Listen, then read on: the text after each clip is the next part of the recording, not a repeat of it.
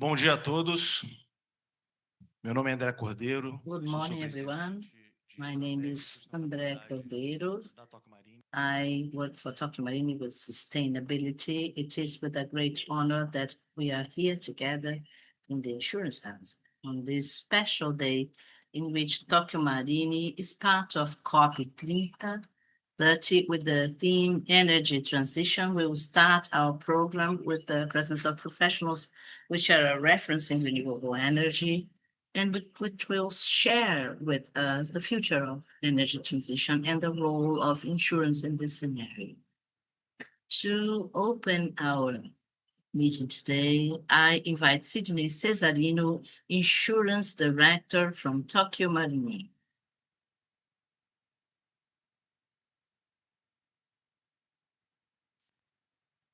Good morning, everyone. It's a pleasure to be here representing our company to talk a little bit about how we support renewable energy, which is gearing towards energy transition. It's a pleasure to be back here in Belém. It's a pleasure to meet friends as well. Every time that it's possible, we like to go through the country, know the regional realities, and we hope some of it will be reflected today in our lecture to talk about energy transition. Here, we have a panel of Tokio Marine in the world. It is the oldest insurance company in Japan. It was founded in 1879. It's 145 years old. It's a very traditional company. We have a very strong presence in 45 countries with more than 51,000 collaborators. And we have a very good robust financial situation. We are classified by Invest as A+++.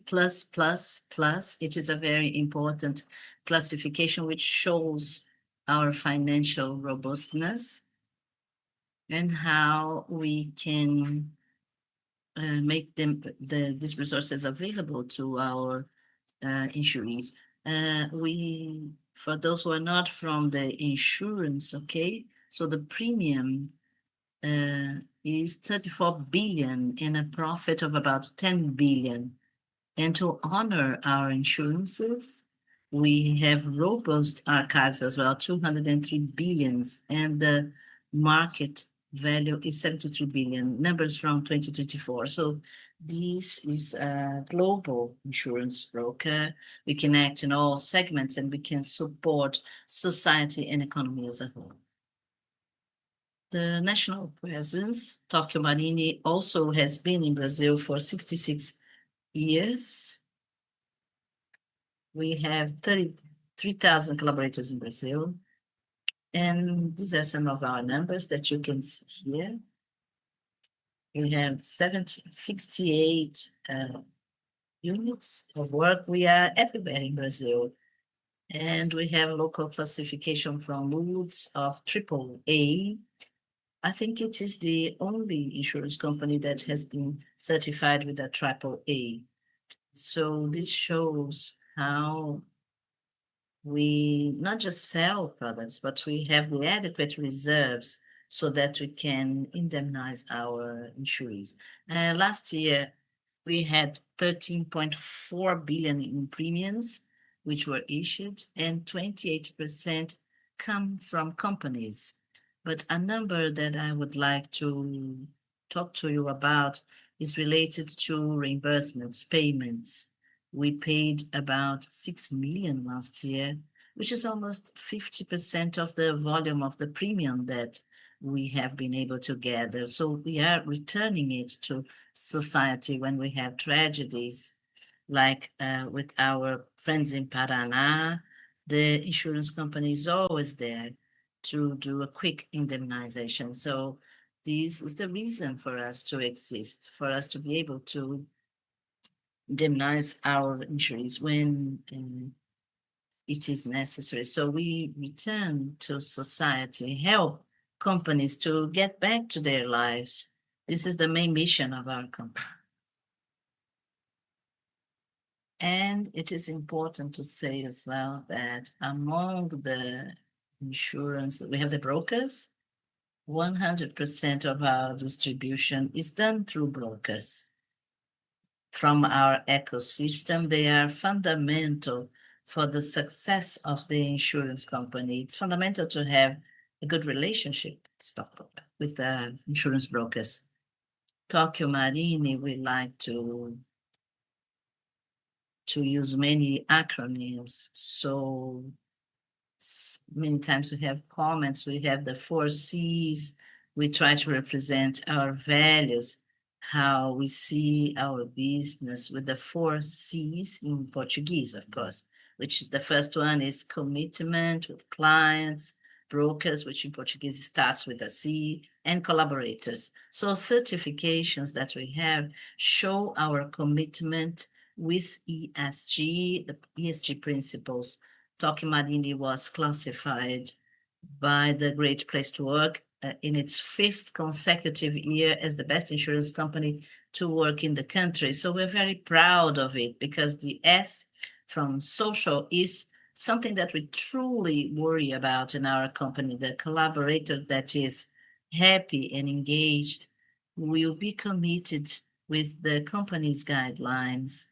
And we are very proud of that. This research is done with collaborators, how they see our company, how we can improve. And this shows that we are in the right path for ESG. We have some other certifications as transparency, climate management. We also have signed the Global Pact of UN, sustainability, responsible governance, and very recently we received a certification for carbon free. So this shows our strength, our commitment with ESG in practice. We apply that with society, governance, and with our collaborators. Our products, we are really a multi-product insurance. We attend all kinds of insurance responsibilities, real estate, people's insurance. We have a variety of products that all the productive and economic chain can be attended to in a consistent way. And just going a little bit deeper into the universe of renewable energy, we act all through the ecosystem of the energy generation, distribution. We have many products which are destined to renewable energy. So during the construction, we have a product for the engineering risk. We call them all risks, which cover the material damage that may happen during the construction and also civil responsibility. This is one way of giving support for the project, for the renewable energy project to be put into practice and to be truly delivered. This is important because it starts right at the conception of the process of the project.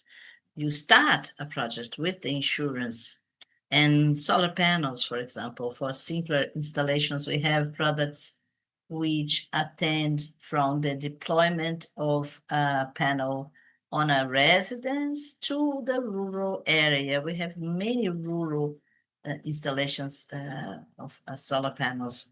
And we have also services which are associated to that to clean the panels. For example, we add value to the insurance. The entrepreneurial product and both for micro, small, and big-sized companies, the opportunities with renewable energy. So we felt the necessity to innovate, and innovation comes from knowledge. Every time we get involved with projects, we learn something. So we detected needs to adequate and innovate. And that's why we launched this product called Integrated Renewable Energy, because solar projects, wind projects, sometimes they are delivered in phases. Part of the park is under construction and the other part is in operation, and sometimes simultaneously. And we detected that separate policies for these phases, for installment, for operation, may have a protection gap. In Portuguese, it has a similar name. And this may cause some problems to the financial agent, to the person involved in the project. So included a phase of construction, deployment, and settle up, the transfer to testing, and the first operational year. So we got construction, transfer, and first year of operation in one policy, a unique policy. And it is an innovative product, and that has been very successful, so that the project won't have any protection gap. And here, who is our renewable energy public? Of course, the stakeholders or players, they have primary generation, distributed generation, the deployment companies for solar panels, even the manufacturers, they are sometimes distributors who sell directly. And so we also attend this public, covering all the deployment phase. This is a product which is important as well. Of course, for the builder, we also include the integrator, because without this person, nothing happens. They integrate, the name is appropriate in Portuguese, an integrator, because it integrates all the parts. For example, in your home, when you place a panel on your roof, and so we have this integrator, this person or entity in the system. And of course, with the physical person, the person or company, we have products for renewable energy at all instances. This is in our DNA to micro, small, mid-sized companies as well. And just to give you one example of the role of Tokio Marine in the energy transition,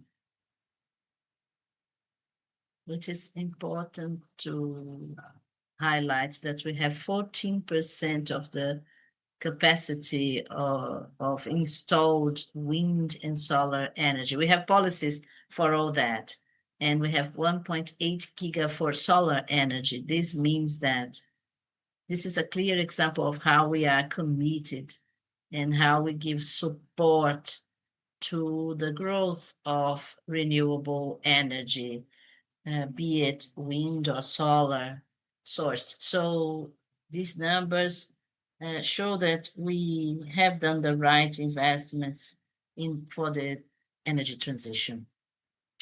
Now we're going to show an institutional video, which was done specially for COP30, and this summarizes our engagement with a more sustainable and better world.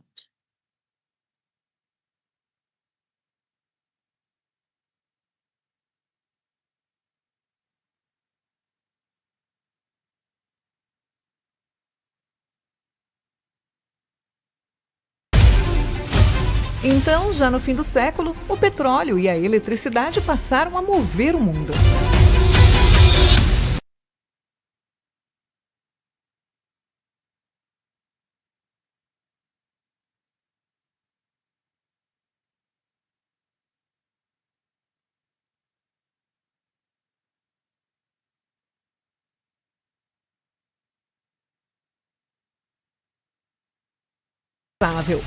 Só que esse modelo cobrou um preço e a conta chegou. Por toda parte, ocorrem eventos climáticos extremos. Secas prolongadas na Amazônia, enchentes no Rio Grande do Sul e na Espanha, queimadas no Pantanal, em Portugal e na Califórnia. Os desafios são globais. O mundo precisa repensar como produz, consome e vive. E isso passa pela nossa matriz elétrica. A energia limpa, solar, eólica, ganhou protagonismo. A Tokio Marine foi fundada em 1879 no Japão, um país historicamente suscetível a desastres naturais, incêndios, terremotos e tsunamis.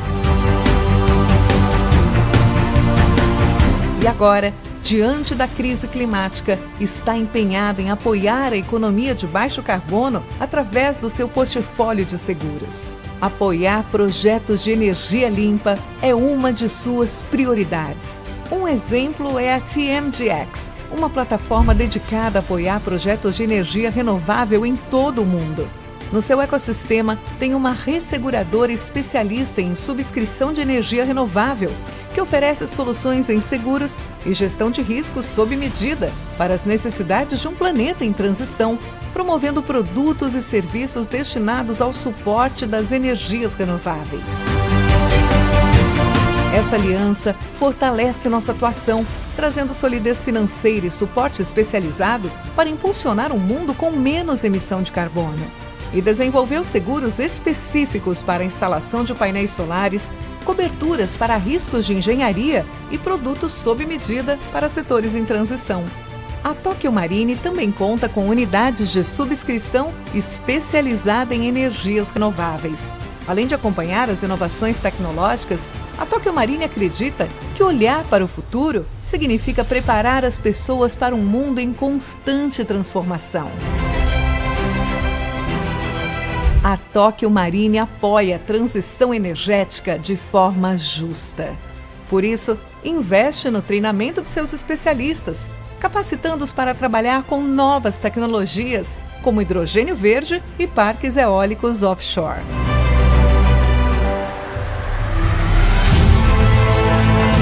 Momentos de mudança pedem coragem, visão de futuro e ação.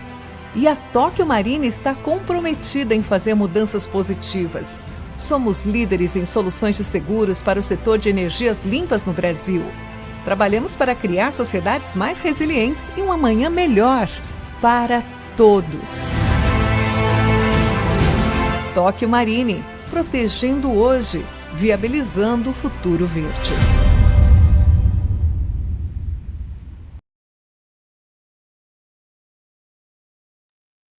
Thank you. Thank you so much. I wish you all success. Have a great day.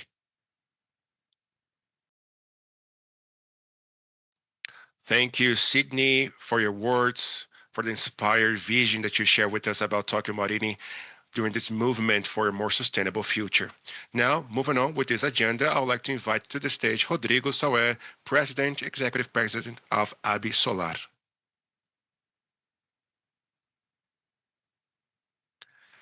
Hello, good morning. Good morning, everyone. I'll try once again. Good morning. Let me hear you.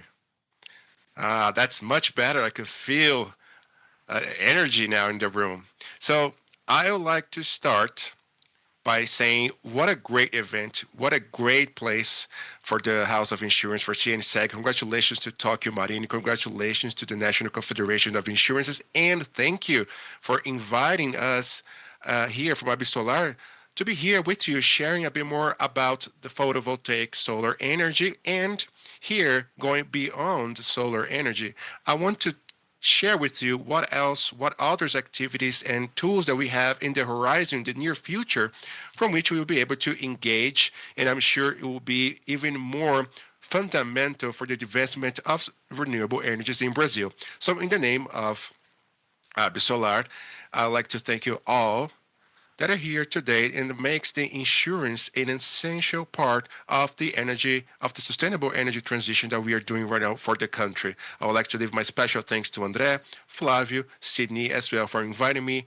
and for the partnerships, because AB Solar is really proud of having Tokio Marine as one of its associates, and our doors are always open to all the other insurance companies in Brazil that helps us in the energy transition, that can also find within the photovoltaic solar energy in storing energy in the green hydrogen 3 great vectors and verticals for your growth as well.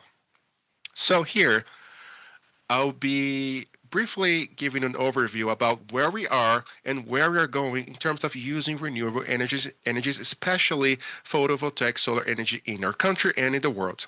AB Solar, the company that I'm representing, is the home for photovoltaic solar energy. We have amplified our work since starting the foundation in 2013, so it's 12 years in which we're working on behalf of the sector, precisely to embrace as well the segments of storing energy and the green hydrogen. So we have grown beyond just simply photovoltaic solar energy.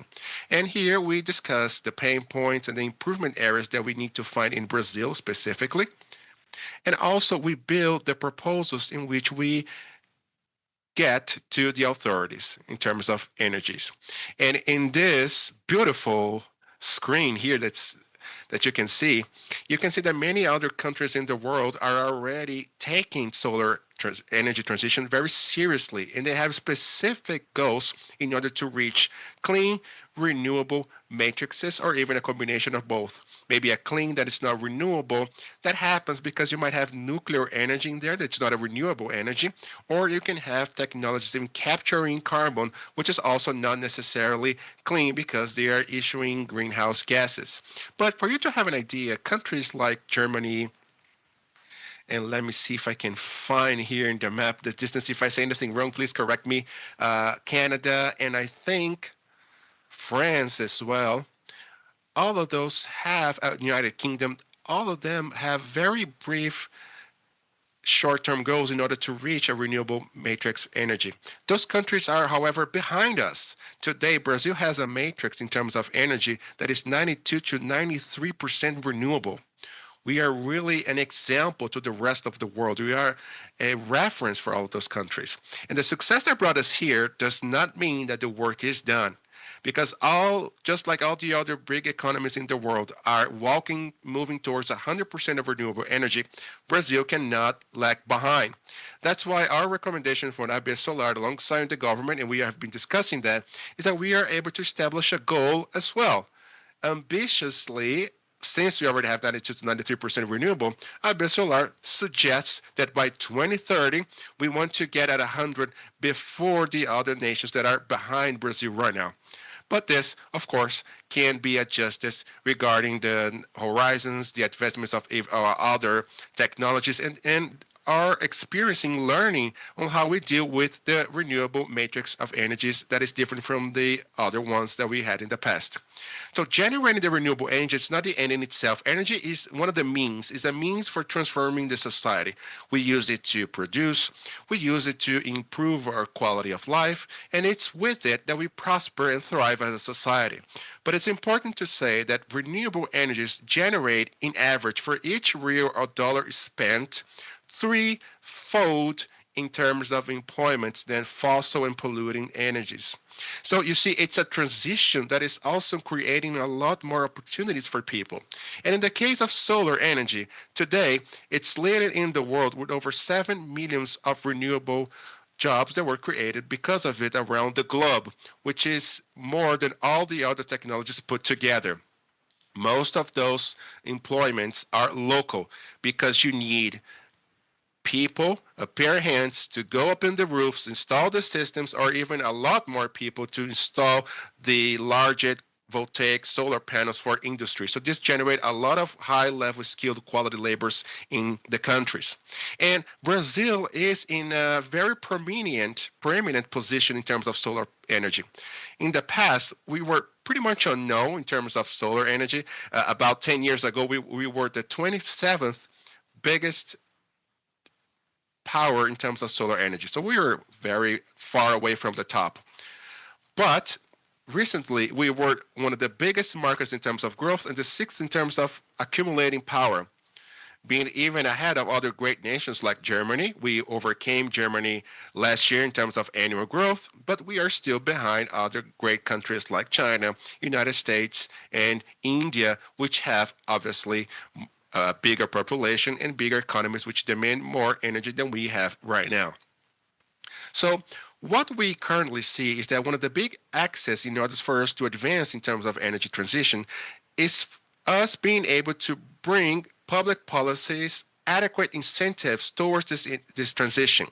In the past, all these balances were very unbalanced. Our public policies, our incentives were still heavily waiting for other sources of energy instead of renewable energies. The most recent data from INESC, which conducts an independent survey from the government, says that for 1 real that we have for incentives and financial support for renewable energies, we still have 2.5 reals supporting fossil fuels, 2.5-fold for energy sources that pollute instead of the more cleaner ones. So when we're talking about energy transition, we obviously need to invert this equation, this balance, to incentivize more clean energies than fossil energies. This number was actually worse in the past. It used to be 5.6 times. So Brazil is steadily improving this unevenness, and we need to continue to walk towards that. For our matrix, for energy matrix, like I already said, is a reference in the world. We have an installed power 81% of renewable energies. A highlight here is for the hydroelectrics, which is pretty much the lung of generating all this power, which covers almost 43% of installed power.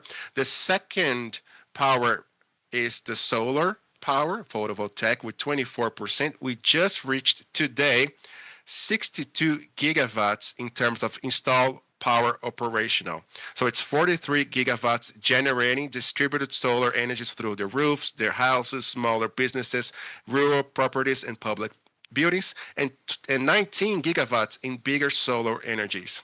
And in third, we have wind power with 34 gigawatts, which represents 13.3% of the energy matrix in Brazil.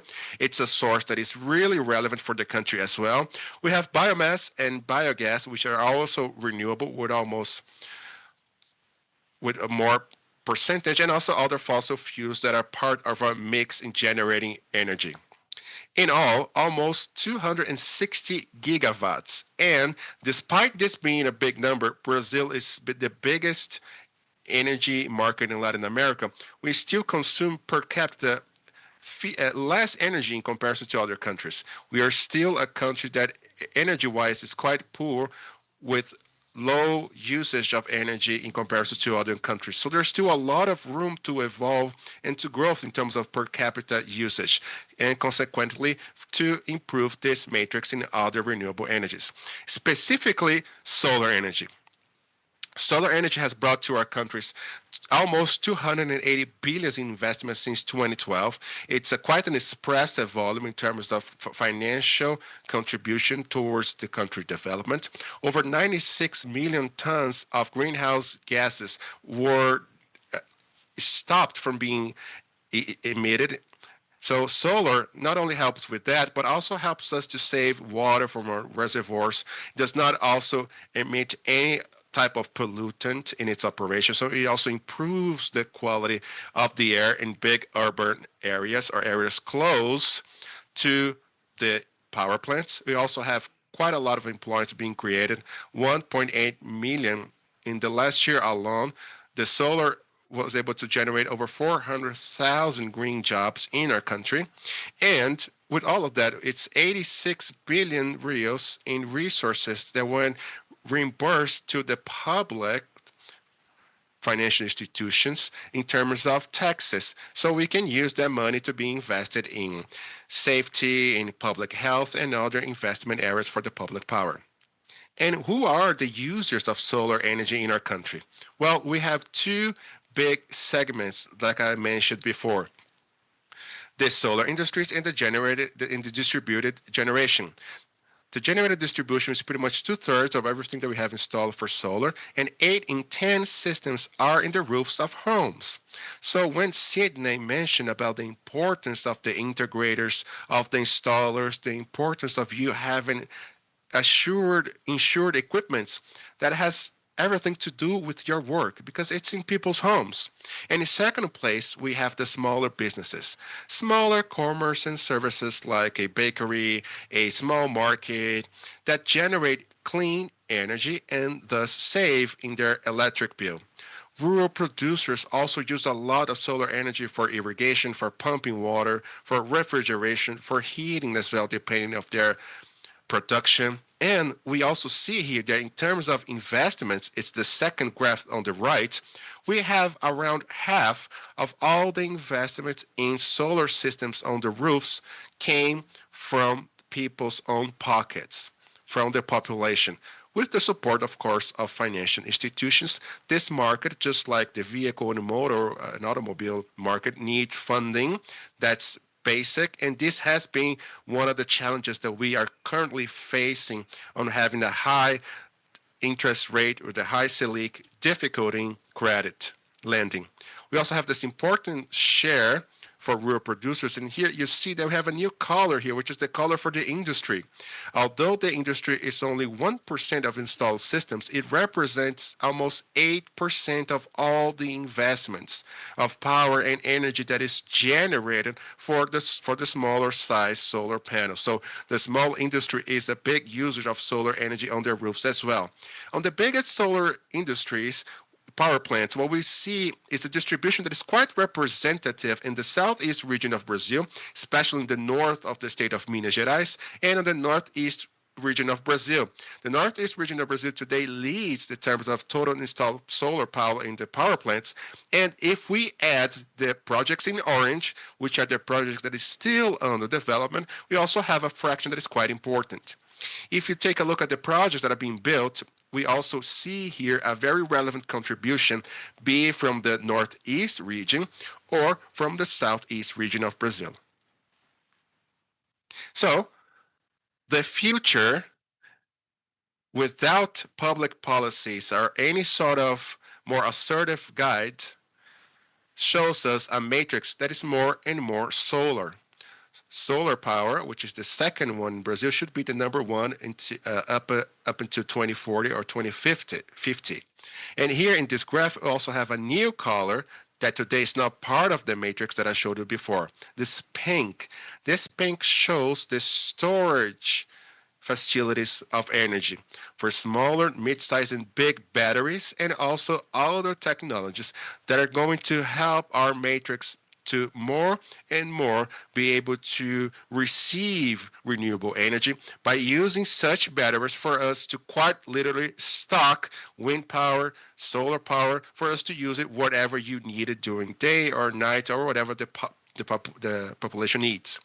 And when we talk about storage, this is a technology that is already quite mature around the world, but here in Brazil it has barely started. We are almost 5 to 10 years backwards in terms of storing power. And it's a big Swiss knife because storaging has several benefits and functions. It can be used alongside the bigger industries to install batteries alongside a wind or solar power plants to storage that energy during times that their network or the grid cannot absorb it, or when we do not have the need to use it at a later time. But it can also be used alongside the energy transmission for us to make the transmission better, more robust, and more resilient. It can be used in the distribution infrastructure within urban centers, and even alongside the consumers themselves.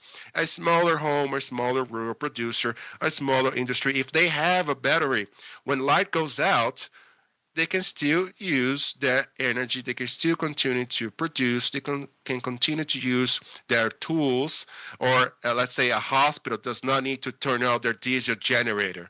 Enough diesel in the cities, enough noise pollution, we can definitely switch those generators to clean, silent batteries that work more effectively and is more aligned with the energy transition. Besides all of that, we even have a new technology, which is a fuel, clean fuel, that is going to be able to substitute part of the fossil and polluted fuel that we have right now in the world. Now, I don't know if you had the opportunity to go to the port Future 2, but there we have already shipped in the port Future 2 the first world shipment that used ammonia. And ammonia can be produced through hydrogen. and that hydrogen can be created using solar or wind power. So you see, we are changing solar and wind into fuel that can be stored, use whatever you wanted and needed, even with heavy transportation like big shipments, big ships, trains, and other heavy vehicles. And this hydrogen not only can be used for metallurgical processes, chemical process in the industry, it can also be used for several other industrial activities that nowadays emit and pollute. And by using this fuel, they can produce water. So you see, we are basically transforming with wind, we're transforming solar and wind into fuel. We burn that fuel and it becomes water again, thus giving us a closed circle for renewable clean energy. So why am I talking about renewable hydrogen so much? Today, it's a bit more expensive than the hydrogen that is produced and heavily used. We're talking about tons and tons of hydrogen, hundreds of tons of hydrogen, hundreds of millions of tons of hydrogen that are used in the world. But today it's being produced with methane. It's produced with natural gas, which emits greenhouse gases. But Brazil, according to market analysts, is positioned, thankful to our broad and available resources, to be one of the most competitive producers of green hydrogen in the world. So beyond the insurance sectors already acting with wind and solar power, even beyond of being able to in the future to work with batteries. And I truly hope that you start looking at this segment as the next step for energy transition for insurance companies. We'll also have the opportunity to produce, use, and export that clean green fuel that is hydrogen produced by renewable energy in our country with one of the most competitive prices in the world. So you see, we have a lot of opportunities. Here you can also see the future projections by using hydrogen in the country. So let's make use of this great opportunity.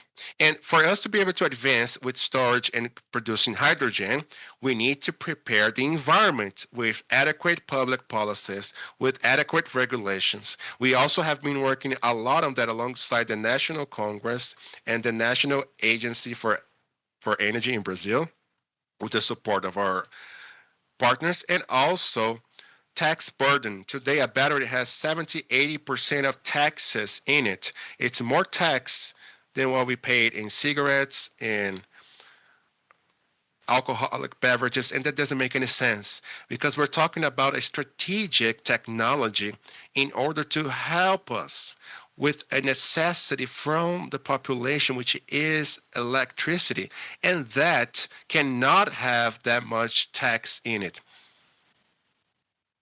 Have the same tax as products that are not that needed. So this is something we have done with the Ministry of Economy and with the National Congress in order to try to reduce the tax burden on that. And the good news is that recently we had a provisional measure that gives us the possibility of reducing part of the taxes on those batteries. But we're going to still continue to advocate it for us to have funding for structure, the same financing that we use for projects that are built to renewable energy, but that batteries today still do not have access to. And for green hydrogen, we already have done something that is really important in Brazil. Brazil already has the legal and incentive law that is being implemented.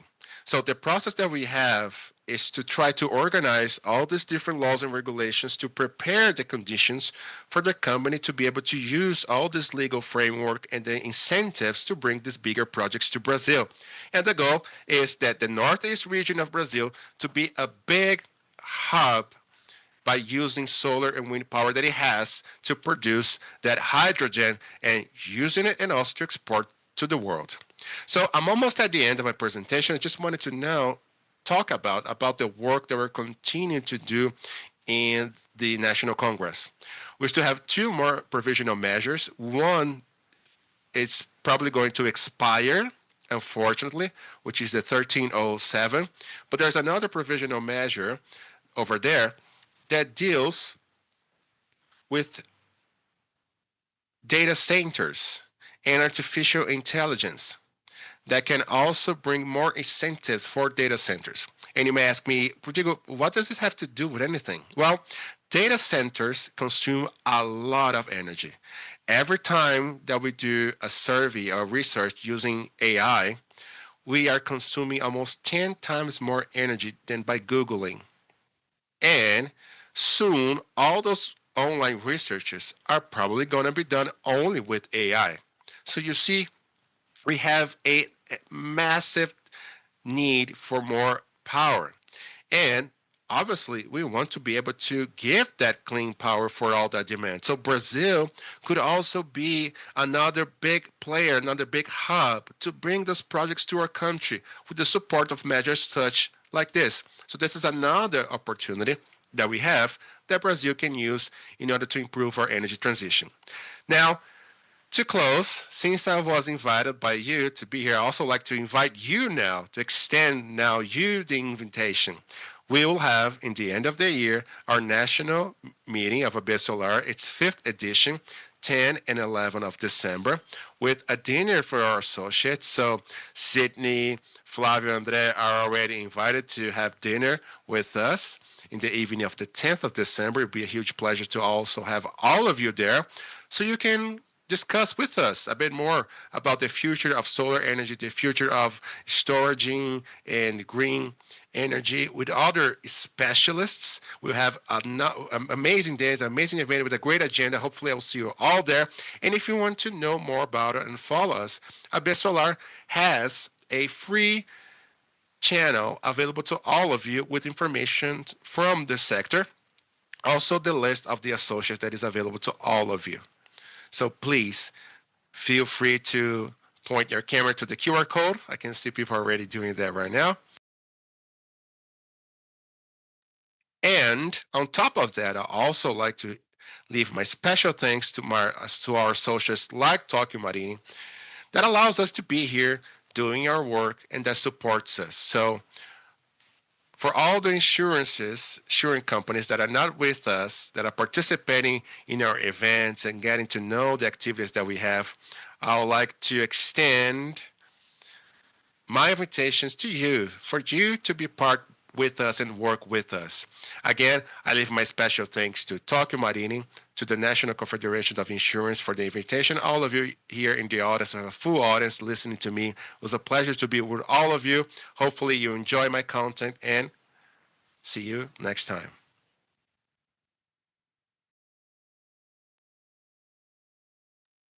Thank you, Rodrigo, by sharing with us this overview about the advancements of solar energy in Brazil and the challenges for the upcoming years. Thank you so much. Now, to complement this, I would like to invite Julio Martins, the Executive Advisor to the Board of Directors of AB Eólica.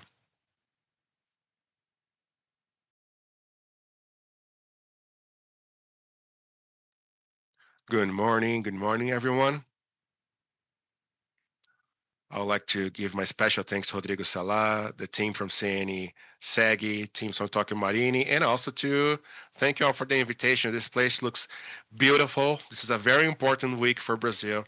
And alongside my colleague Rodrigo, we are here discussing renewable energies, and be able to do this here is really relevant. And we give you the potentials that Brazil can reach because we sometimes don't know about it. Now we are here in Belém, in the Brazilian Amazon, that has a lot to do with discussing climate. And in a country that is almost of continental proportions, it's amazing to be able to discuss all of this. And following on the same things that Rodrigo just mentioned, I wanted to discuss a little bit about the advancements and the challenges of wind power in Brazil. We have been experiencing some turbulent times, but the future that we see ahead of us is definitely very promising, just like Rodrigo mentioned before regarding solar power. So again, thank you for having me here. It's really, really special for me to be here. So if you don't know about Abeólica, is the Brazilian Associations of Wind Power and New Technologies. We have had a strategic repositioning of our brand around 2022 when we started to actively looking for new technologies that the electric system were starting to migrate to, and we are now even seeing more transformations such as this. So we were founded in 22 after work from Elga Ganum, that today is working as a special envoy for COP30 in the energy sector as a whole. And we always seek to change the energy matrix with the wind power. And after this strategic positioning, we had the offshore wind power and storing that power, and also discussing the carbon and green hydrogen market and data centers. All of that has been a lot of demand for a sector. This is our table of associates. So we represent the entire wind power production line, windshore, onshore, offshore, and all the new technologies. So from the national wind turbines producer to the companies that offer different solutions and insurance companies as well, they are all part of our associates. So all this wide array of companies are responsible for the way we operate and work in different spheres, institutional and technical spheres. And now, to talk to you about how the wind power is being positioned itself in the international market, here you can see a sort of a big picture of what it's going on based on the latest surveys that shows us that additional wind power installations are becoming more and more intense and more participating in the market in offering clean and renewable energy. But in the Brazilian context, this is extra relevant because now we are here in the week of COP30 in Brazil. But the debate of climate has started in Brazil also at Rio 92. So we are one of the biggest precursors of this topic. And to discuss renewable energy is super relevant for Brazil. To discuss the wind power in the international scenario, just as you've seen, is something that is really, truly important for the debate that we have right now. And we also have a context, which is the power sharing context, that is basically you attracting companies that locally produce through the use of wind power. So an electrify industrial in big hubs, big ports that use wind power, and that has been moving the global debate among the US and China, Europe, and Latin America. All of these parts have been becoming an important player in order to discuss this new sort of productive chain, this new value chain. And alongside the context of renewable energy, all of this makes us to have this sort of magnitude in our discussion. This is a little bit of our works and what we have been doing in this sphere of COP30. And we have the goal, very interesting goal here, which is basically to triple the renewable energies, to double the energy efficiency. This is one of the main directives and guidelines for COP30. We are also part of the New Bonds Alliance, which pretty much is a global alliance that has all the other institutions of renewable energy in Brazil and in the world, aiming to drive wind power whatever you want it. So if you see in the figure on the left, this is when we have released the triple renewable energies and double efficiency. In the last image, when we delivered the coalition of the electric energies done with CBS and PSR, bringing other proposals and evidentiated the power of Brazil on the energy transition in this horizon, the COP30. And a little bit of what has been commented about renewable energy. According to the chamber, CCE, in some periods from some years ago, we had an extremely renewable energy based on hydroelectric, solar, wind, and we have a high index. So our mission is almost done. We have a few bottlenecks that we are going to discuss along the day, but Brazil is very well positioned in this debate. Any contribution, what's the contribution of the electric sector? How can solar, aeolic, and hydroelectrics, how can they advance in the combat to climate change? If we keep this renewability index about 90%, we can continue to reduce emission along the years in our industrial production, our electric matrix. This is what we did in the coalition organized by the Sustainable Development Committee, CBEDS, together with PCR. And we delivered this document to the ambassador of COP30 and highlighting the importance that Brazil has and the reality, because this has been done for a while. This work is available in 2 languages in our site, and you can consult that later. And everything that I have just said, more specifically about wind power, offshore, a lot is due to the winds that we have in the Northeast. So you can see our advantages there in terms of good winds that we have here in Brazil. And our capacity factor in some regions in the Northeast are above 50%. In the second term of this year, we have what we call wind harvest, is when we produce more intensely wind energy because winds blow faster, and this increases the peaks of generation in that region. But our scenario, I think you have been following in the media, we are not having our best days yet in terms of deployment. We are going through a crisis, a very deep crisis of lack of demand, lack of new contracts, and green hydrogens and data center that were mentioned here will help unlock this idleness of the sector. We've had a few emissions, we have a few problems during the 2-3 years in terms of having to lay people off, because of these cuts of generation that we had.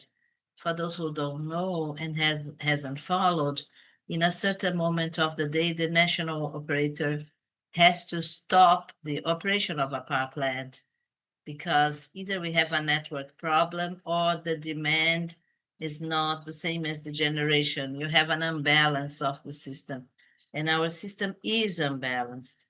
Most of our generation is at the middle of the day, but when we need to put that generation on at the end of the day, which is when people are getting back home and the consumption has a peak, we have some difficulty, and we have then to use thermal electrical power plants, which is not ideal. But we understand that this crisis which the sector is going through now will be solved with some structural solutions. So if you look at this graph here on the right, we had a drastic drop in the installations along the year, and every time we deploy a wind park, a wind farm, this has a lot to do with the 18-24 months. So the sign of the crisis was in 2022, and now we are getting the effect of the crisis of 2022. But we can see a horizon of re-establishing our targets. So these MPs that have been used, they will help redirect the path of the renewable energy, above all wind and solar power, that have been suffered a lot due to energy cuts. Here, a little bit about the crisis. We had some manufacturers that stopped their work in Brazil. WEG, they had the same problem. Either they directed their investments abroad or they just left Brazil. But all the production chain of the wind power is completely national. We have a high index of national production, national workforce, people in industrial hubs which can manufacture all the equipment. So about 60 to 80% of the components of a turbine are done in Brazil. But due to this horizon, this chain tends to move on in the next few years, and we will have a bigger reflex of how this will communicate in terms of the future. But it has the wind power has an impact that is expressive. has a social, economic impact from the manufacturing of components to the projects to the generation of energy.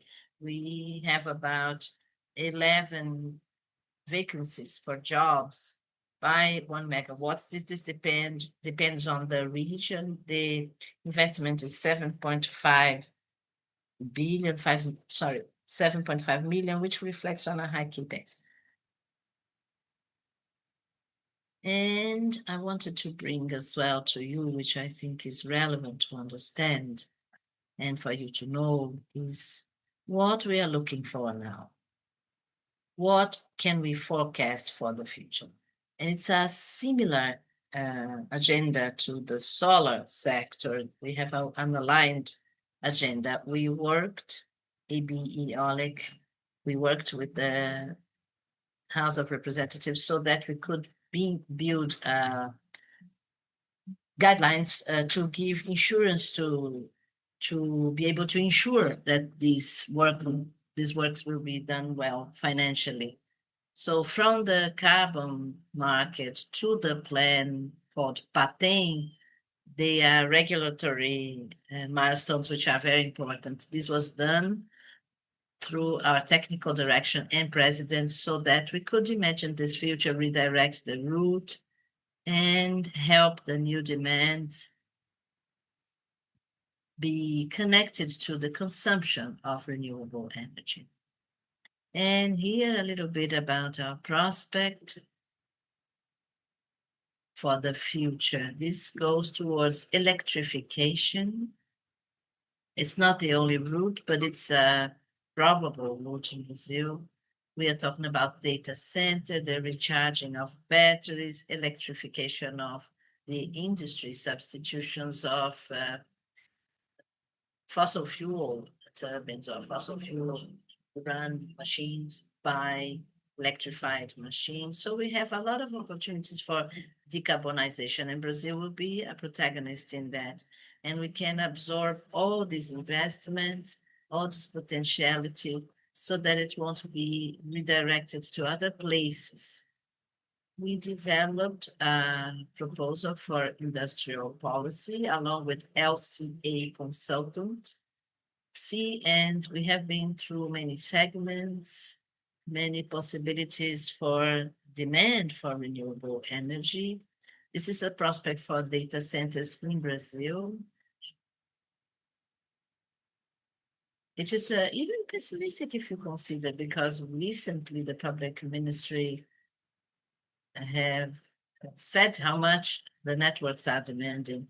So we are talking about 6.3 trillions of investments. So bringing it to the core of our event, all these volumes of gigawatts that we are mentioning as potential, the insurance segment has a key role to bring stability, to bring a more coherent option, and all this potential demand that we forecast in this study involves having the insurance sector as well as a partner.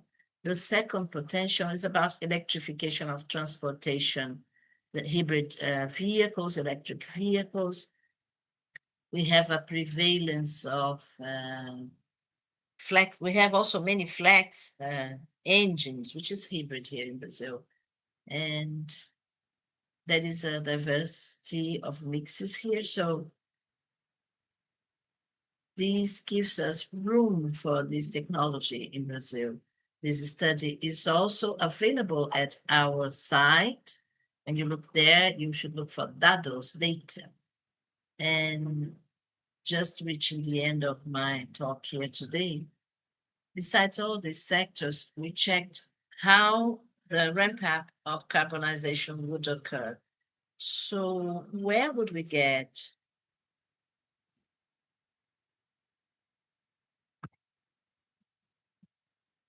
considering the capacity? So a company that's working with fossil fuels, only the new capacity could be decarbonized, or in a more ideal scenario, which we have in mind, is decarbonizing 100%. Maybe it's not the short-term target, but we see it for the long term. But to give us a guide and a route of how easy or how difficult this sectorial transformation would be. So you can get more details in this study that is available in the association site. And to go towards the end, we have great opportunities for wind power, solar power, that they can work on. And they can ask for the insurance sector to help in terms of synergy, mainly for the management of risks, for those technologies and big investments, mainly the new ones with batteries and hydrogen. They have a high risk in its development due to the lack of legal frameworks or an operational year that's not yet well known. So the country risk as well is very important to be placed here when we do the sum. So when we work on it, we see that the storage for batteries is the main solution that we have to adopt now. First of all, to stop what is going on in terms of lack of energy at peak times, and then the mitigation of risks for green hydrogen, since it is a very complex operation. The insurance sector could be part of that, data centers as well, and trying to balance the profile of load and generation, and offshore as well is a potential scenario. We are working on the regulation of the law that has been approved, the engineering and financial risk. So renewable energies in these new opportunities, they have a number of possibilities for the insurance sector. And our interest is to have more resilience, to be able to bring financial viability to these projects. The regulatory and institutional side, we are doing that. Agree with us, we are doing great work to bring resolutions. But we also need to care for technology development and all these mechanisms that insurance companies can bring to us certainly makes a difference, a huge difference. And I would like to thank once again for the invitation. It is a great opportunity to give voice to renewable energy once again. Count on us. We have many public materials that can be used as a basis for your planning, for your forecast. We are a partner in this segment. Please count on us. These are our contacts. I'll be here until the end of the event. Thank you very much.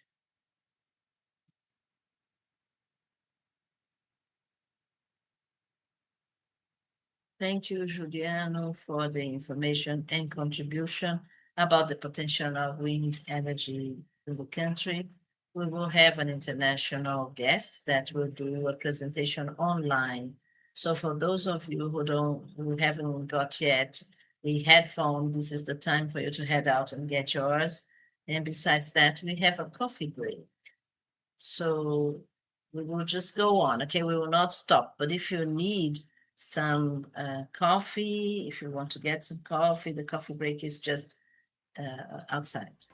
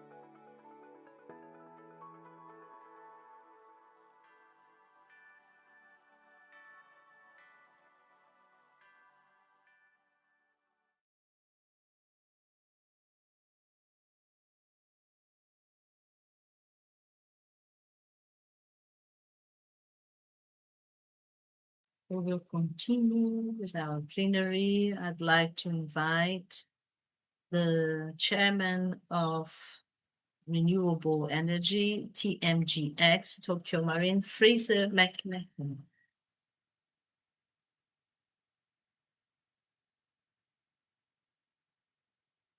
Good morning, Fraser.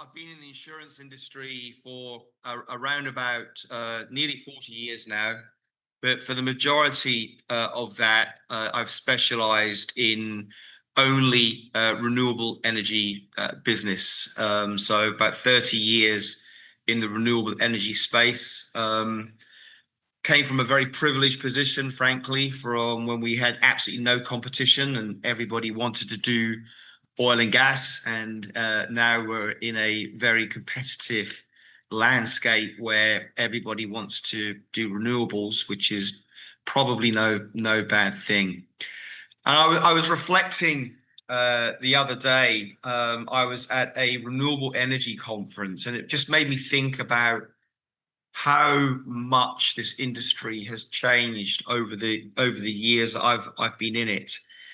When I first went to my first renewable energy conference all those years ago, it was in the Holiday Inn Express in San Francisco, in the United States, and 30 people were in the room, and 6 exhibitors were in the room, and I was one. And a few weeks ago, I was at pretty much the same conference that I went to all those years ago. It was in Las Vegas. It was a step up from the Holiday Inn Express. It was the Venetian Resort, and there were 45,000 people at the conference. So we've gone from 30 people attending and 6 exhibitors to an exhibit hall that you could barely spend or barely get around in an entire day, to 45,000 people attending a renewable energy event. So that just gives you an idea of the scale of this industry. Just a little bit about Tokio Marine for those of you that don't know. We are a relatively large insurance company. We're actually the largest non-life insurance company in Japan, obviously headquartered in Tokyo. We have various offices around the world, including Tokio Marine, Brazil, who are constantly actually rated as one of the best insurers in the Brazilian market with customer satisfaction scores. We operate in 180 different countries. Our headquarters are obviously in Tokyo, but we have a large office of over 1,000 people in London, and around about the same in Houston and New York and other parts of the world. Very long-standing history. The company was formed in 1879. Extremely proud of our financial ratings and our balance sheet that hits.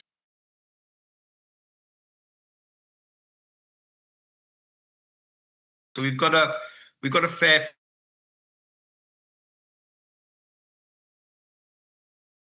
as is to be a good company, is to certain amount to social change and things like that. And that really was the basis for us moving into the renewable energy and green transformation space. Personally, we sold a company called GQ.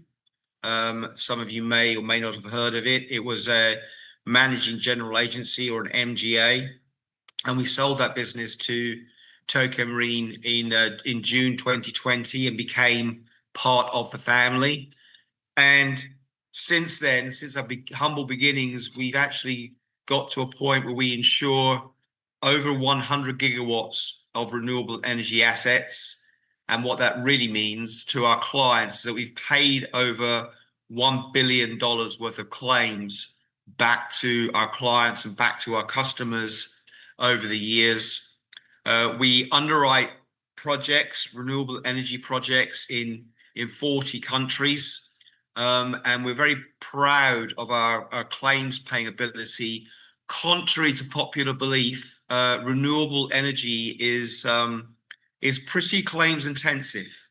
We average about 450 insured losses or paid claims a year, and we actually managed to pay 97% of those claims within 30 days. Excuse me.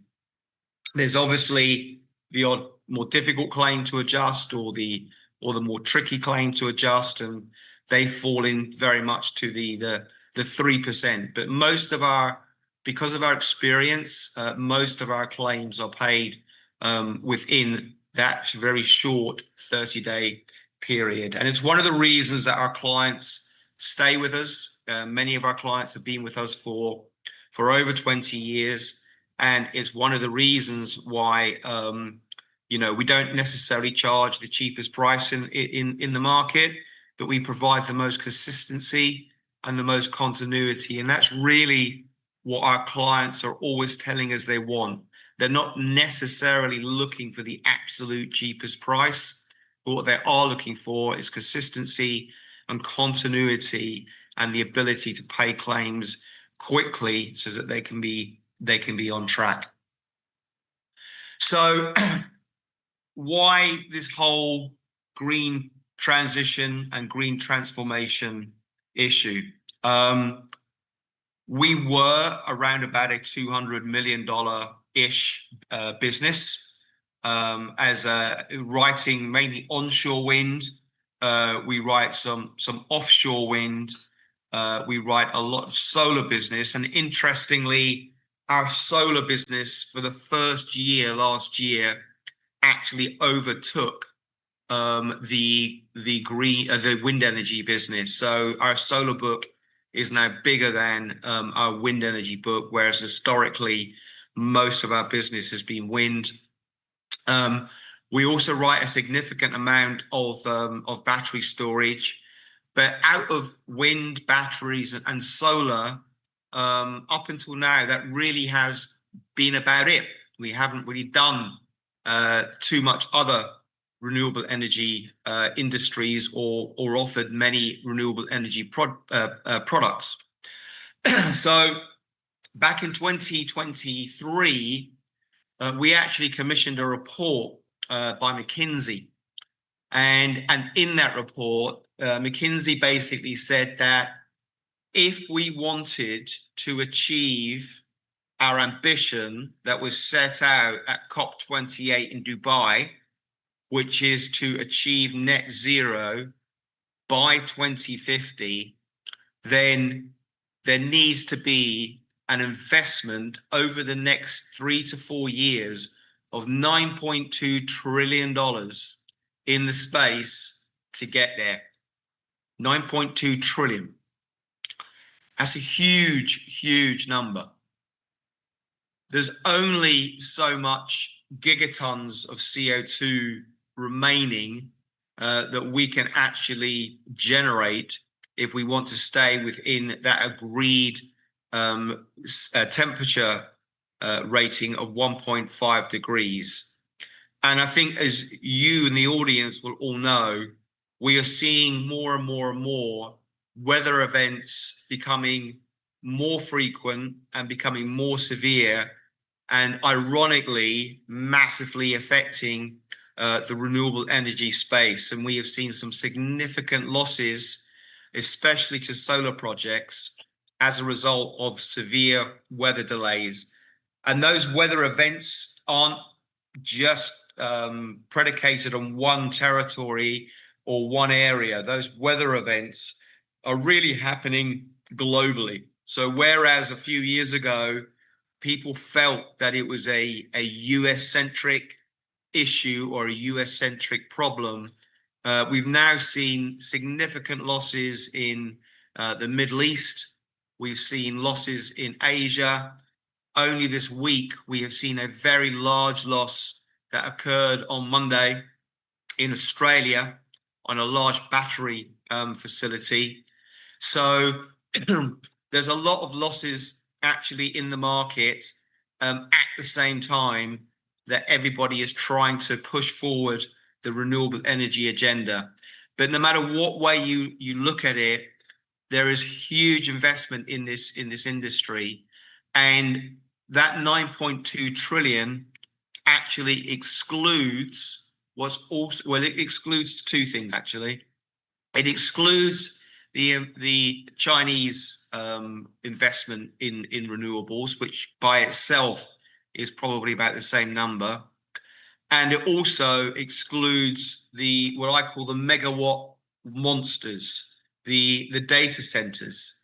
And if you put data centers into it, and I dread to think the number of times today that people have spoken about or raised the issue of data centers, but the investment in those themselves is massive. That's another 7 trillion US dollars on top of that 9.2 trillion that I spoke about before. And data centers they're a whole different insurance animal. They're a whole different breed. Traditionally, they were broken into two parts. You had the very simple building and structure itself, and then you had the internals within that data center. And more often in the insurance market, and the way we are now approaching them, is that we're underwriting data centers as one thing, as one project, if you like.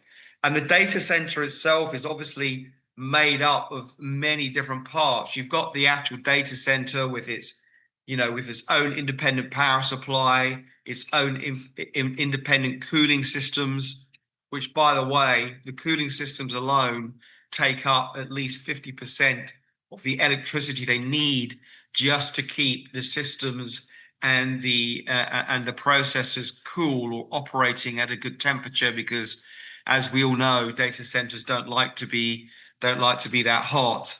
But they also bring with them, effectively their own power plants. Could be a solar power plant next to it. Could be a wind power plant next to it. They 100% need continuous power.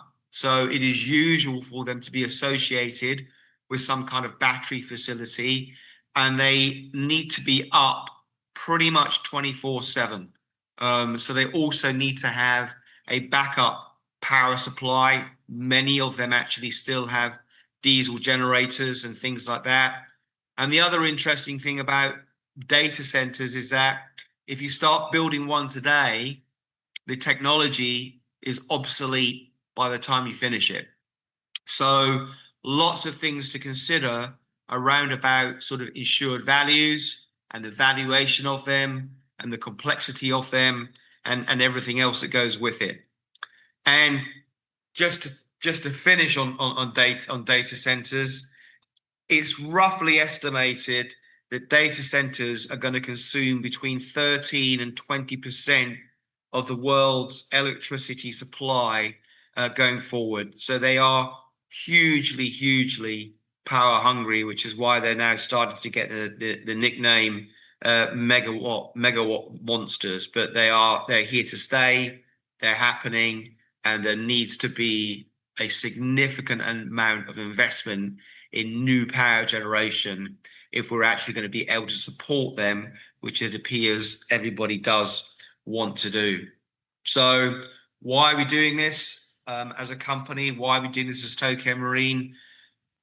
Not only to be a good company, there's a significant business need, and there's a significant business opportunity from an insurance perspective to go ahead and be involved in the industry. We're reckoning that capacity is going to go up nearly 3 times by 2020. Governments are obviously prioritizing it, or they're prioritizing it in the majority of countries around the world. There's a massive move to green tech, which is going to need a lot more risk transfer. And renewable energy, we're estimating, and these are our estimates, not anybody else, has gone from about 1% of the global electricity mix in 2000 to about 40% now in 2025. The other thing about renewables is that it is pretty much on parity now from a price and a cost perspective with conventional fossil fuels. So it really does. It doesn't need that many government subsidies anymore. It doesn't need a lot of alternative investment. Renewables, and especially solar power, has decreased in cost from about 6 million a megawatt to less than 1 million a megawatt. So I think as an industry, it really has come a very long way. We've been involved in the industry, as I said at the beginning, for about the last 30 years. So I think that we're actually quite well placed to be able to do renewables and be involved in the industry. So our own personal ambition is that it's going to be about $1 billion in new premium for us, and it's also going to generate about 10 billion in green premium coming to the market, which will be about $1 billion in premium. We would like to have about 10% of that market share, and there'll be some amazing opportunities as we actually go forward. We launched Tokio Marine GX only a month or so ago. It was a very successful launch. It got a lot of media attention. It got a lot of press coverage. So it's been good so far.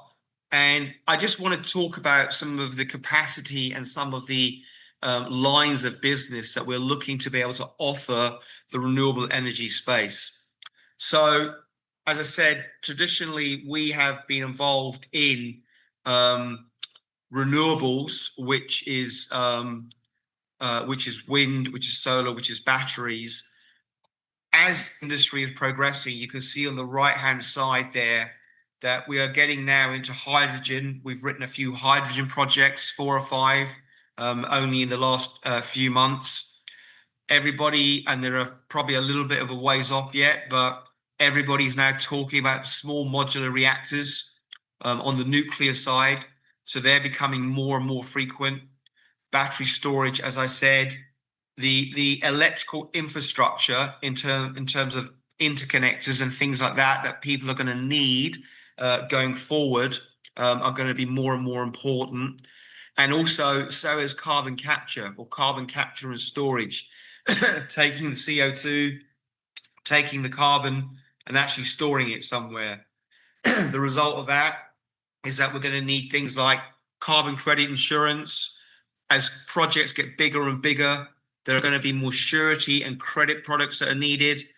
Very topical at the moment in the United States is things like tax credit insurance, with the tax credits scheduled to go away by the end of 2027. And really what we are looking to provide as a company and as a business is more guarantees to the market, more guarantees to the industry. So we're bringing in things like parametric products, pricing guarantees, weather risk guarantees, environmental liability coverage, and things like that we think is going to support the whole green transformation business. And in terms of capacity, we're going to be able to offer a line of up to about $500 million, or we can offer a line of up to about $500 million or 500 million. On conventional energy and power risks, we can offer a line of up to 100 million. On marine business, it's 200 million. And more, all new vessels which are being constructed are either being constructed as hybrid vessels, or they're now starting to look at vessel technology where the power plant is going to be a nuclear power plant inside that vessel. So we're writing new vessel construction up to a limit of 200 million, and even getting as diverse as things like aquaculture or sustainable aquaculture and financial products and financial lines, again, writing limits of around about 25 million. And we're not limited to just the products that you see on the screen here. These are ideas and these are solutions that we're trying to bring to the industry to make our offering more diverse and to support companies through the green transformation process.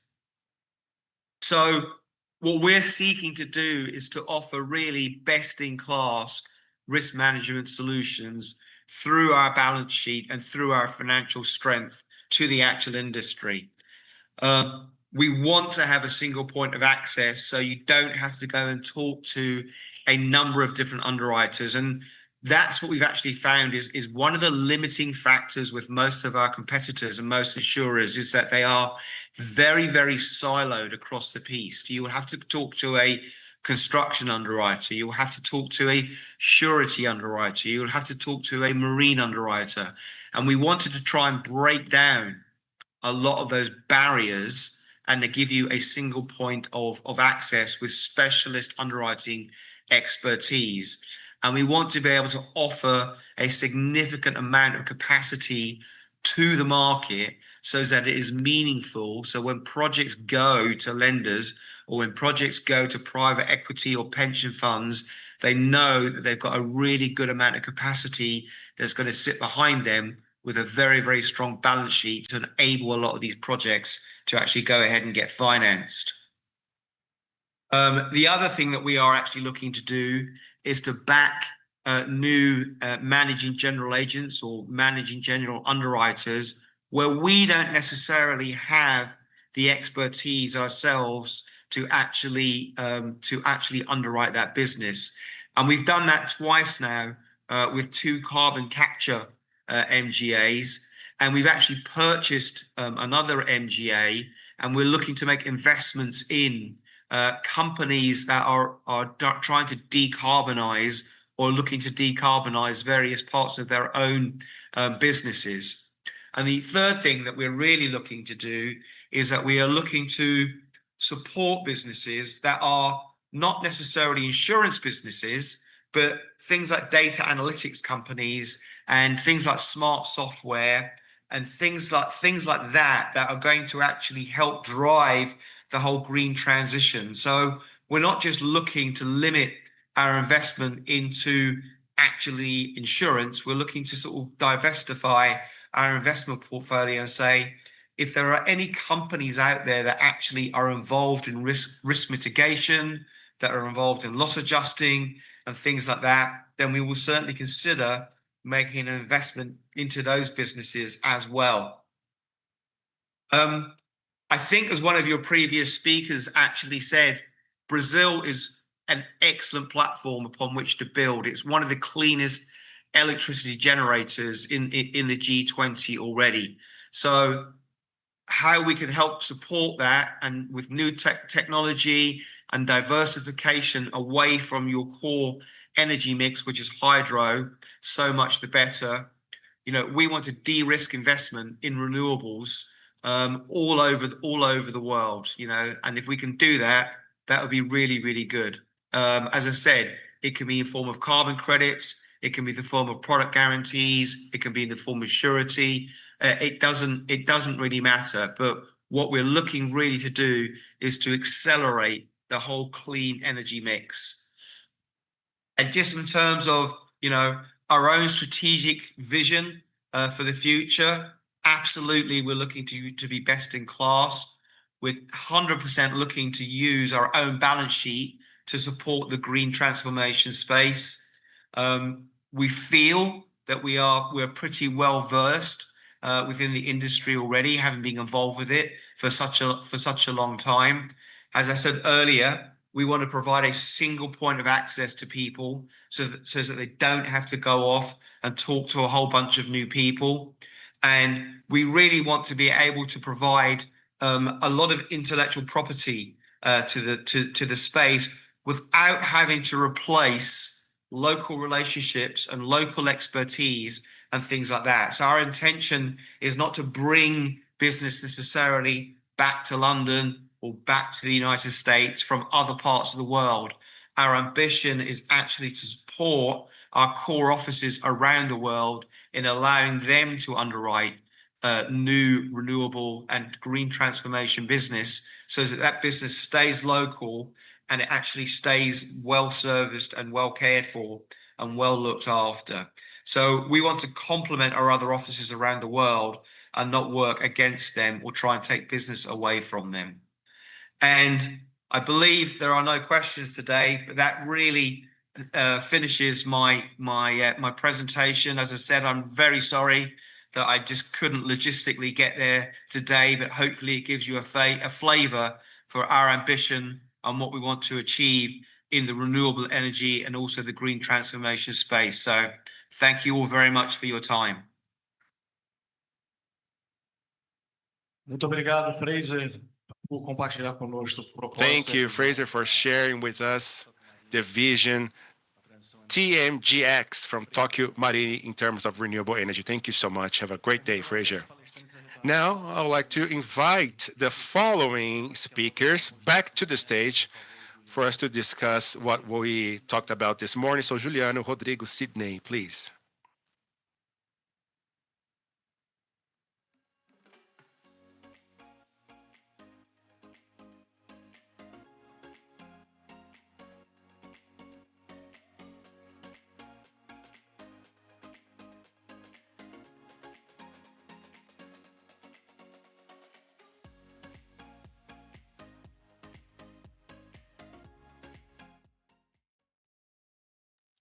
First of all, I'd like to thank all of you for your presentations this morning. They were all wonderful.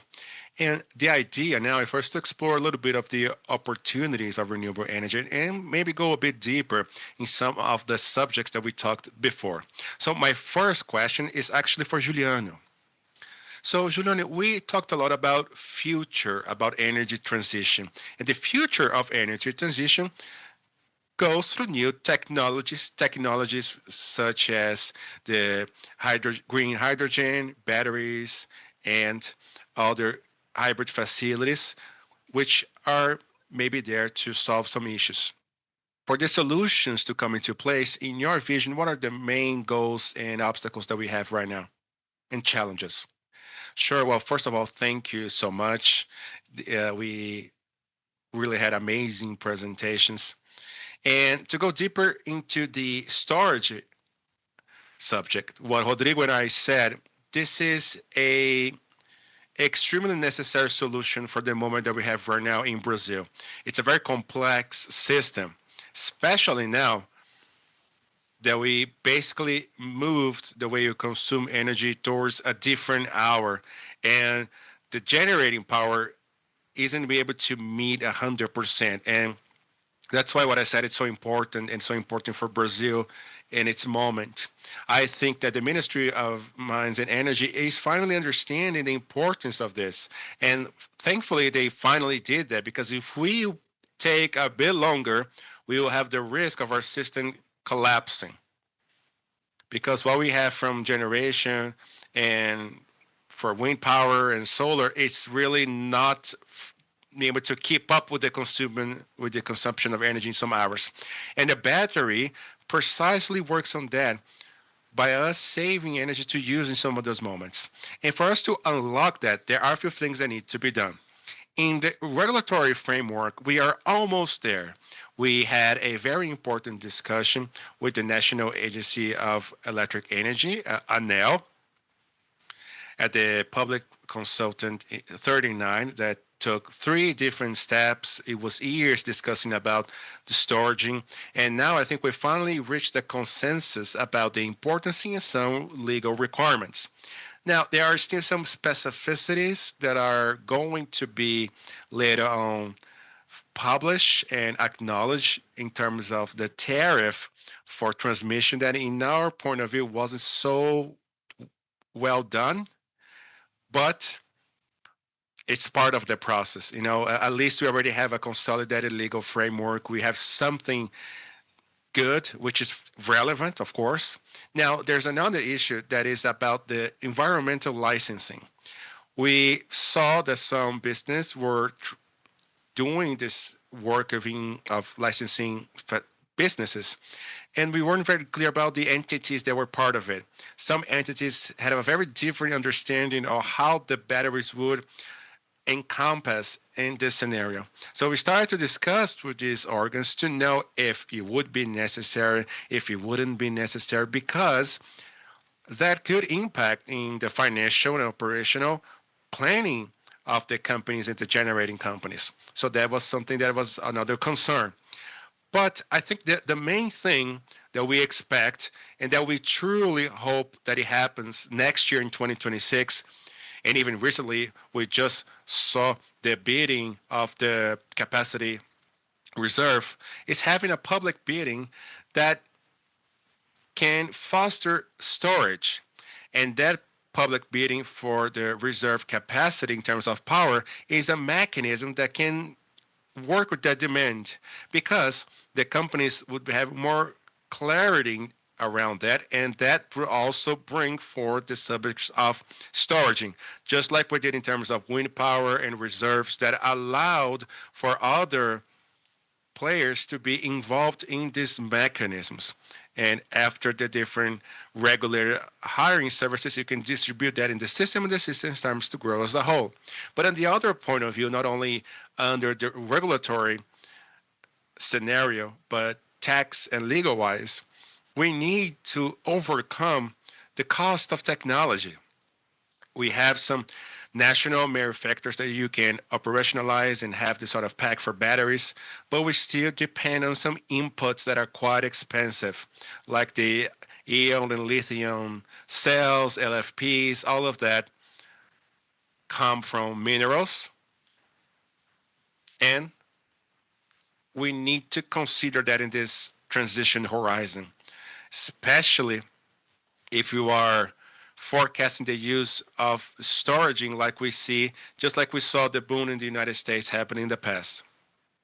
So in the technological point of view, we need to pay attention to it so we do not have any issues in the future. And what I'm talking right now also impacts in the tax organization. Like Rodrigo mentioned before, the tax burden on storage area can go up into 60 or 80%. So with the tax reform, it's going to be simplified. It's going to be a bit more dynamic, but we do have other taxes that have a heavy tax burden on this scale and on this overall process.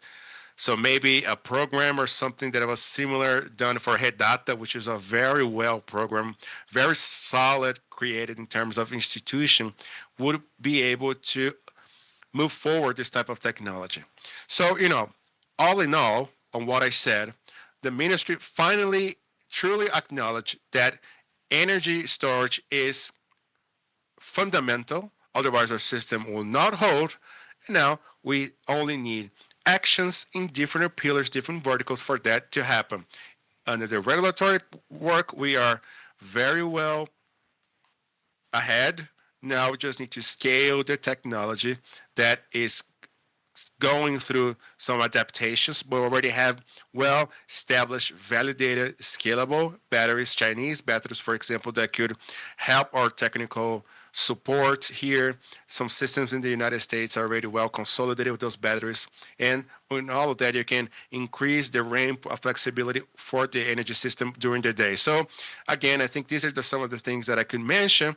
But in the past few weeks, we had a very good news regarding the COP 2026, which was the most awaited news from the renewable sector.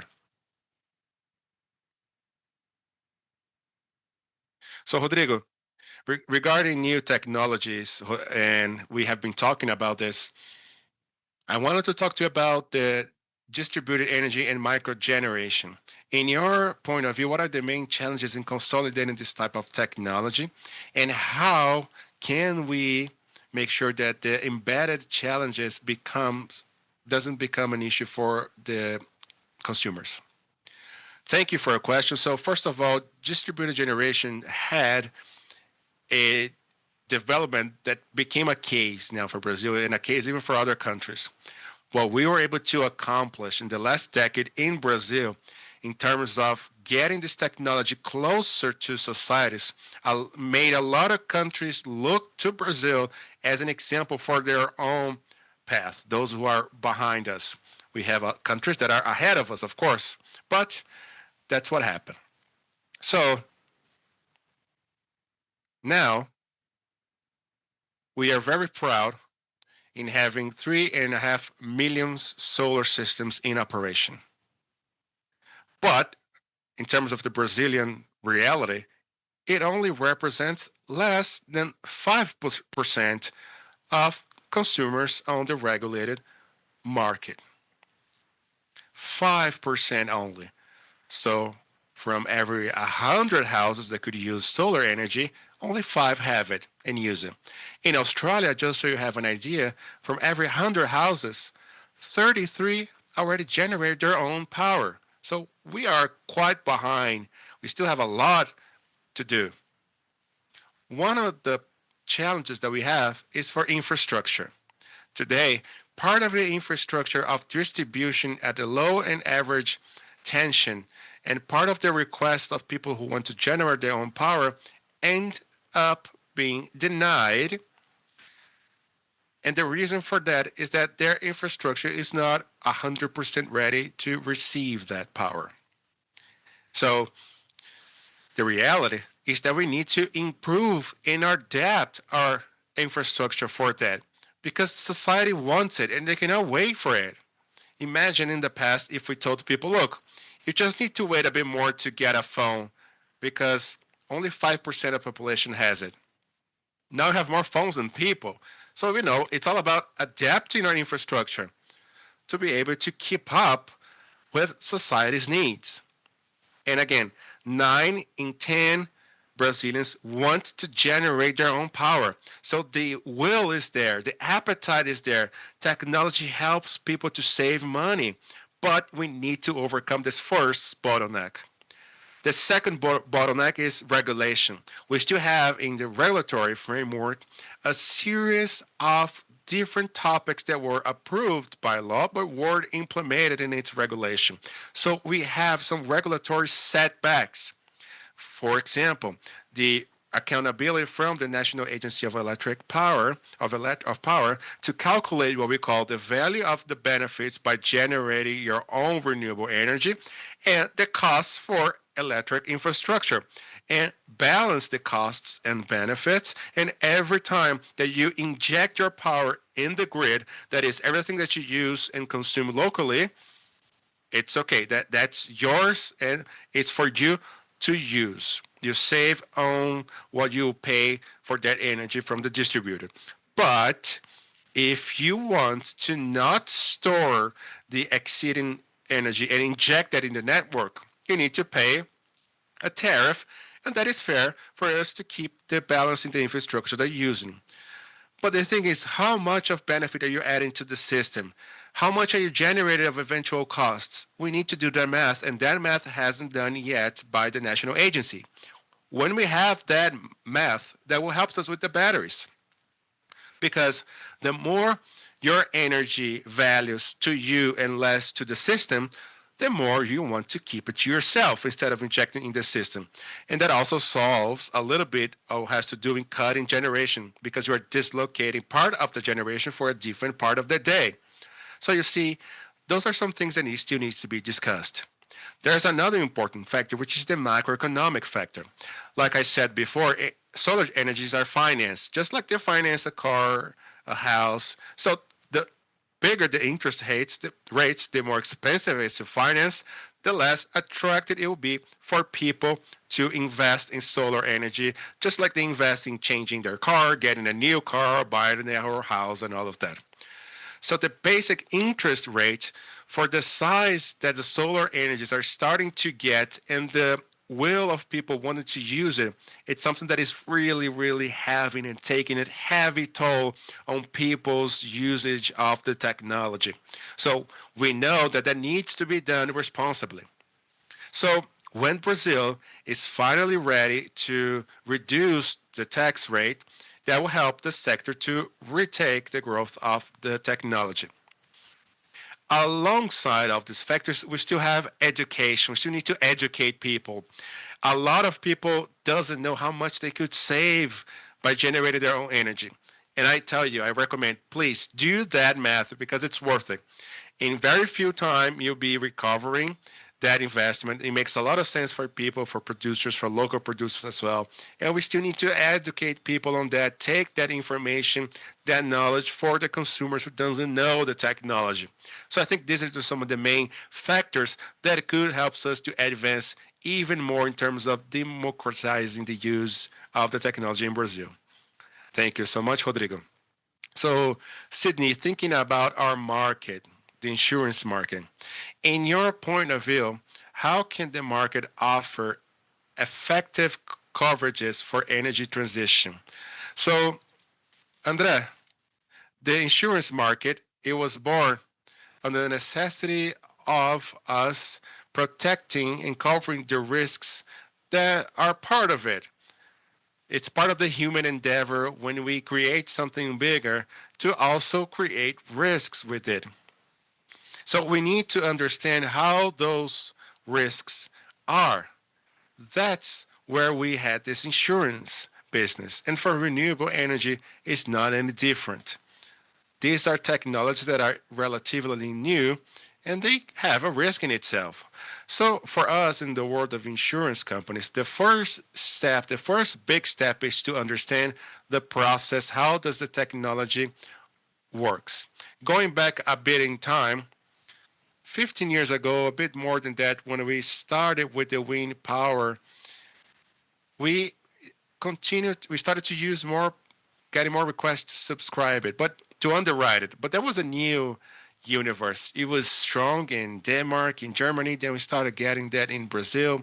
We got that from Europe to Brazil, some other countries as well. But the wind generating, the wind power, we didn't have any specialists for that to know how does it work, the risks that you have, and all of that. The same way for suppliers of wind powers. So we got our teams, our engineering teams and underwriters, and we sent them to know the manufacturers. The first step was let's understand how it works. Let's visit projects, talk to the people in constructions to understand the scenario, to understand how it works. In the same way, it was for the energy market. So understanding sometimes is difficult how to specify. Why? Because we have coverages for losses. So we send part of our company to study the energy market so that we could adequate our product. And based on all these pieces of information, we adequated our products to be able to offer the best coverage possible for those risks which derive from these technologies. More recently, with solar energy, we have trackers, inverters. This wasn't something that was done on a daily life. So we subscribe to industries in general. Together with partners, we had to learn, and the result of that were adequate, innovative products. So if you look at what we do, we have a multidisciplinary team. We have administrators, lawyers doing risk analysis. But there is also an amount of people that go into the field.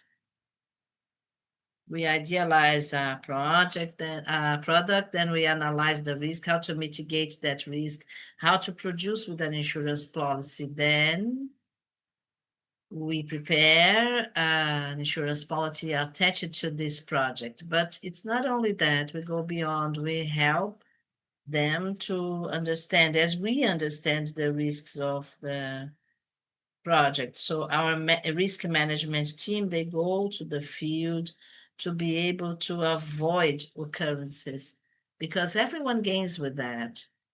It's a win-win. When the number of accidents fall, you can offer terms and conditions, more adequate prices. So this is how we see it. We have to understand the process, analyze the risks, formulate a product, and help manage them. This is the best way that we see that we can support renewable energy and help more and more the new technologies which are coming, and help the transition as well. Thank you. Okay, so at the end of your presentation, we talked about the offshore wind farms. So I understand the potential for Brazil perhaps is even bigger than the onshore. How do you see this technology today to be deployed? What are the challenges and the benefits that it may bring? Okay, it's great that you commented that. During the presentation, I didn't want to go so deep into that, so that we could have some time only for the offshore wind power. So for those who don't know, the wind parks are only onshore. They are installed inland in the Northeast, most of it. We have some part in the south of Brazil, in Santa Catarina, and some regions. And we have this potential offshore, which is the maritime one, which is basically all the Brazilian coast. So if you go from Belém to the Northeast, reaching the South region, all this coast has a great potential of exploration in shallow waters or deep waters, which is in a more distant environment. And like any new technology in the system, in an economic ecosystem, we need a legal framework, guidelines to understand the rules of the game. The law 1597 has paved the way. It is the framework for the auction of the use of the land, the options to offer that technological prisma. So we have an option in which the government shows where the area will be, or the entrepreneur may choose the area as well. But there are some points of this law which are yet to be defined, which is to do an auction of the cession of area, because just like oil and gas, you have to think about the logic there. We have energetic prismas which are credents. So a part of that maritime region can encompass a number of turbines, and that has to be publicly noticed, because the marine environment doesn't belong to anyone. So that use has to be paid. Those who are going to use it have to pay to the union. It's as if it is a rental of that space in the sea, because like I said, it belongs to the union. So we are in this phase now, understanding how this regulation will work, that will regulate the auctions so that we can think of the projects. What I wanted to bring here is that the offshore value chain is very different from the onshore one.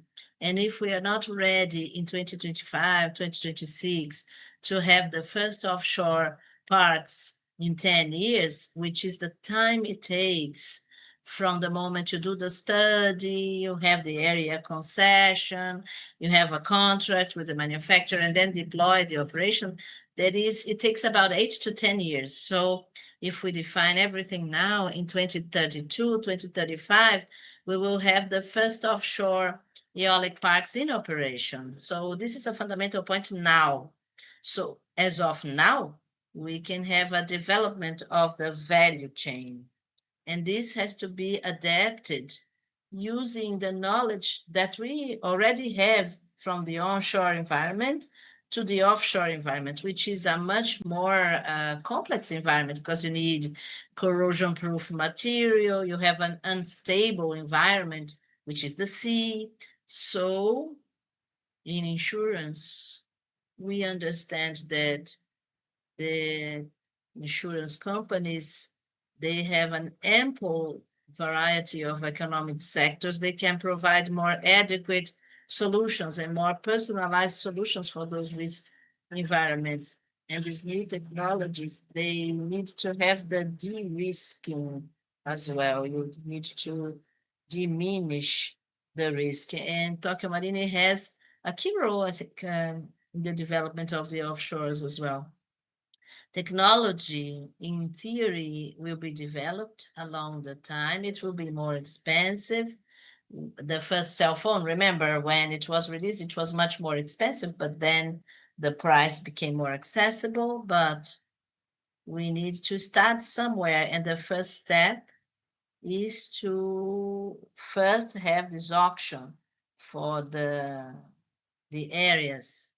Okay, thinking of technologies for offshore and looking at solar energy, we have the floating installations, solar installations. This is an innovation. So how do you see the current moment for this kind of installation in Brazil? Well, this is an interesting characteristics of solar energy, as they are equipment which are modulable. You can have small, mid, or large-sized ones, and they are adaptable. They are becoming more and more accessible. The price has dropped along the years. This has opened a number of applications for solar energy. Sorry, one of these applications that you are saying here now is the floating solar system. So you just imagine it is installed in a lagoon. It can be in a hydroelectric company. Brazil, which is a water country, it has the third biggest potential in the world for this kind of system. If we use this potential, we could generate more electricity than the whole demand of the country, only with floating technology. Of course, no one will depend only on that, but the potential is immense. And we have many hydroelectric power plants with their reservoir, with their transmission lines, its substations, operation teams, safety. So you can make use of an infrastructure and a team who is available. And you add in that same power plant a new technology, a new potential for renewable clean energy. This is the potential that we see in the floating. It has some specific rules that we managed to build, and this has generated bigger interest, increasing interest in the use of floating systems. Those who are looking at that are sanitation companies, power plants, including here in Pará. There is a very big hydroelectric power plant here, which is thinking about doing that, including floating power plants in the reservoir. There are projects developed in Bahia, Goiás, São Paulo, many regions of the country, and it is a technology that will continue advancing. There are some specific challenges. The price of these flotating systems, these life buoys, for example, which are plastic ones, and they are resistant to last 25 years on the reservoir, this price is still high. The technology is produced in a small scale yet, so the cost is higher than the land system, which has been scaled already. So we have this challenge to be able to drop this price, but we have associates which are manufacturing these structures here in the country. So national production of this equipment. And just for people to be able to imagine, you can place solar energy in almost anything, substituting, for example, the tiles of the roof of a house, of a parking lot, of the shopping mall, of a supermarket. You can do solar energy on the lateral of a building. Instead of having marble, your building can be a technological building that generates clean, renewable energy.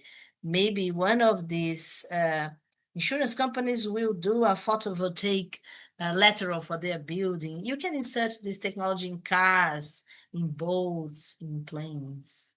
You can include this technology on the plantation.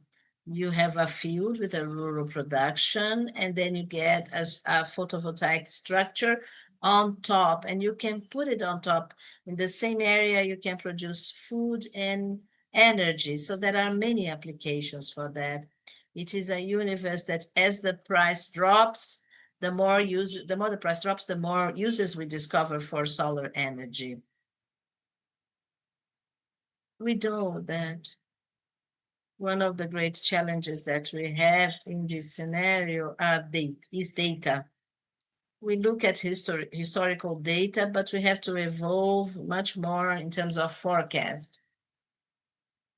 We need previsibility in a lot of variation. So how do you see artificial intelligence? How can it help us face the future and predict better climate events to be able to help the insurance market? Well, before I answer that, I would like to talk about floating parks. We did the insurance of the first floating deployment. It is the second renewal in São Paulo. I think it is in Roseira, Paraibuna. There is a reservoir there. We received a demand. We didn't understand what it was about, so we looked for the manufacturer. We tried to understand. So we have renewed the policy twice. It is a very innovative kind of business. Now, talking about artificial intelligence and climate change, we have seen a lot of severe adverse events. We had one last week in Paraná, and habitually we would look at that and we would think, how can we do a subscription of the climate risk, covering nature damage in a certain region? So we used the static model of our partner who had a mapping and data for that region with that curve of rain, wind, and so on, which is a region which is prone or not so prone to have a nature damage situation. This hasn't worked anymore. Why? Because climate change interferes in this historical data. Looking backwards is not enough. So we have to more and more try to have technology that will help us predict better. And that's where we go in with artificial intelligence. Tokio Marine believes in that. We have a unit that is specialized to artificial intelligence so that we can see how we can use this computational power. Artificial intelligence is nothing else but the compilation of human knowledge made into algorithms to be able to help forecast. We see that in the public sector, the civil defense is doing regularly. They send us warnings on our cell phones, and everyone is alerted with regards to what is coming in terms of accidents. Now, bringing this to our world, if we are together with partners who can apply artificial intelligence in forecast, we can also launch warnings, alerts to our clients. There is a storm coming, you better do this, you better do that, protect your installation, don't go to that place, because I think this will be a contribution to society as a whole. This is incipient yet. Of course, this has to be adjusted, but the insurance broker can be the catalyzer of that, because risk is part of our everyday vocabulary. We deal with that every day. So the more models, intelligent models that can anticipate future events, the better for our clients and for society as a whole. So we believe that artificial intelligence came to stay and will be an ally, not to substitute our decisions, but to help us decide better, to help us decide more in a more predictable way. Very important. Yes, we see this application in Tokio Marine every day. So thank you. We reached the end of this panel. I would like to thank very much our guests, Rodrigo, Juliano, and Sydney. Thank you for your presentations and your comments. I thank CNseg, Casa do Seguro, for this space for dialogue within COP30, and we understand this reinforces the strategic role of the sector in the building of a more sustainable future. So on behalf of Tokio Marine, thank you everyone who is here in person, those who are online, and every partner that helps us carry on protecting people and the achievements that really are important. We hope to leave this being able to contribute more and more to a just, safe energy transition. Thank you very much and have an excellent day. Thank you.